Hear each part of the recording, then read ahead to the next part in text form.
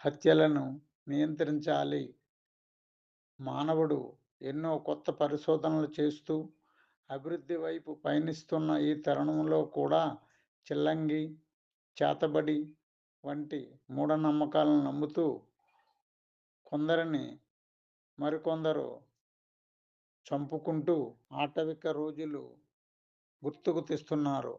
ఆ మధ్య శ్రీకాకుళం జిల్లా పలాస మండలం కేశుపురం గ్రామానికి చెందిన వంగ రాములు 80 సంవత్సరాలు అనే వృద్ధుడు చేతబడి చేస్తున్నాడని ఓ భూత వైద్యుడు చెప్పిన దాన్ని అదే గ్రామానికి చెందిన పలువురు నమ్మి అదే రోజు రాత్రి వంగ రాములని ఇంట్లో నుంచి బయటికి ఈడ్చుకొచ్చి రాళ్ళు, కర్రలతో దాడి చేశారు.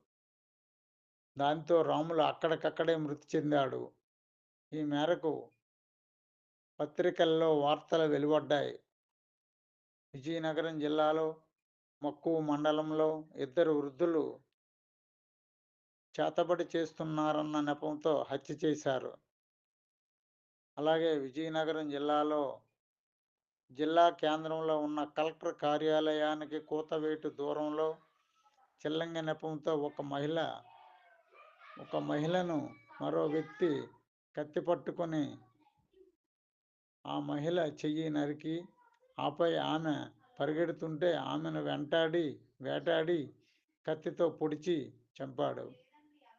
ఈ మేరకు పత్రికల్లో వార్తలు వెలువడ్డాయి.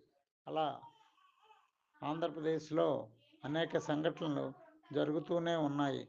ఇటువంటి దారుణాల నిర్మూలనకై ఆంధ్రప్రదేశ్ ముఖ్యమంత్రి అన్ని గ్రామాల్లో చైతన్య సదస్సులు పెట్టి ప్రజలను చైతన్యవంతులను చేయాలని కోరుతున్నాను. ఆంధ్రప్రదేశ్లో మూఢనమ్మకాల నిరోధక చట్టం చేయాలని కోరుతున్నాను. ఇట్లు సిరాపు శ్రీనివాసరావు, జన జాగృతి సంస్థ ఉత్తరాంధ్ర కన్వీనర్, విజయనగరం.